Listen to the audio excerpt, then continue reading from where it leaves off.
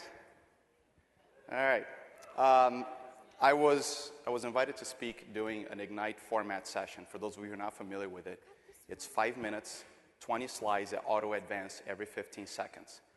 So it's got to be shrink-wrapped, and I'm not going to use that janky thing that hasn't been working out that well. But as I was sitting here today, so I found out, hey, I'm presenting for 5 minutes, but somebody gave me 10. Awesome.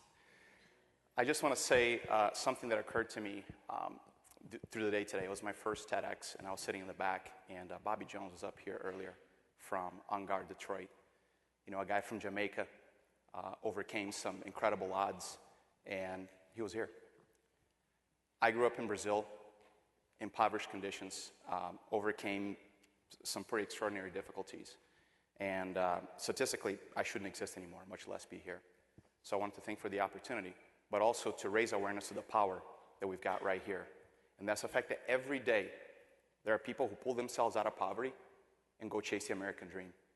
And then they find themselves in this city. And there's a reason for that.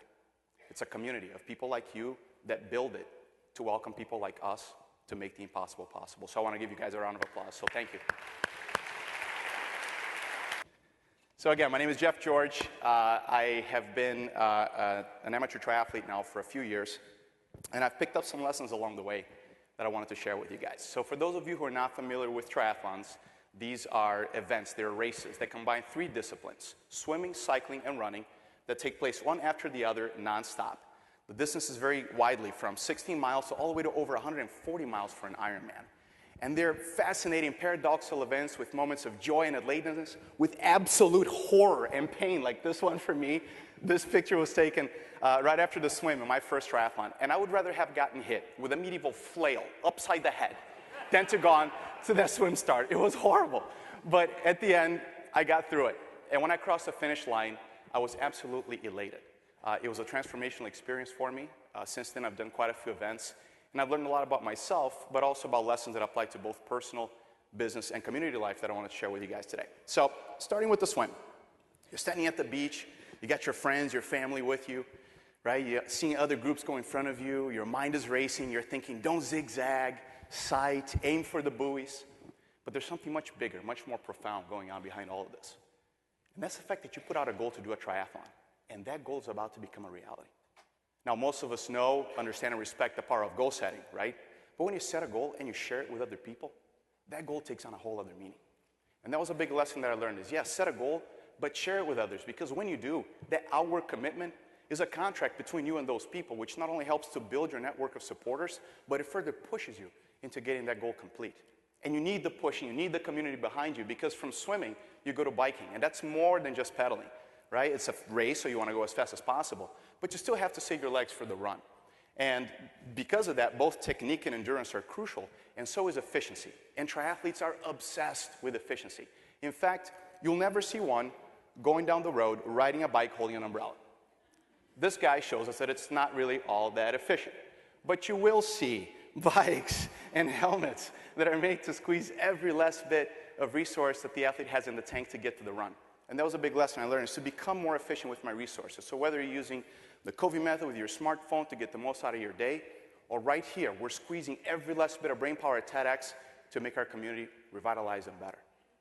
Point being is that in triathlons, you have to make a transition from cycling to running. And that's a tough transition to make. You've biked a ton of miles, your mind's playing tricks on you, you hop off the bike, you take off running, and your legs feel like jello. But it takes getting used to, right? You get back in a groove, but then cone after cone, mile after mile.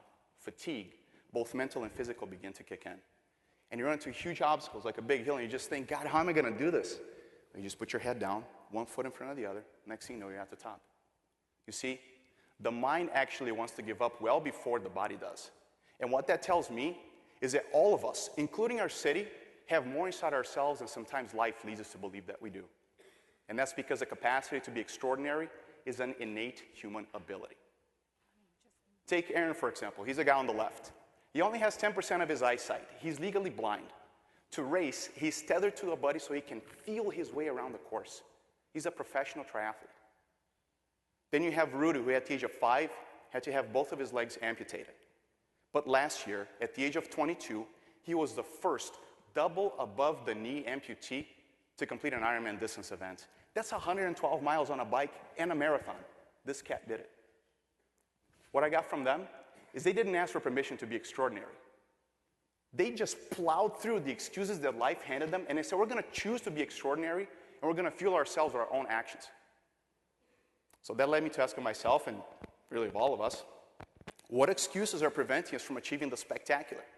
Could we maybe elevate the standards of our industry, of our community, if we were to just harness the inner strengths that we have to catapult us to do something absolutely phenomenal?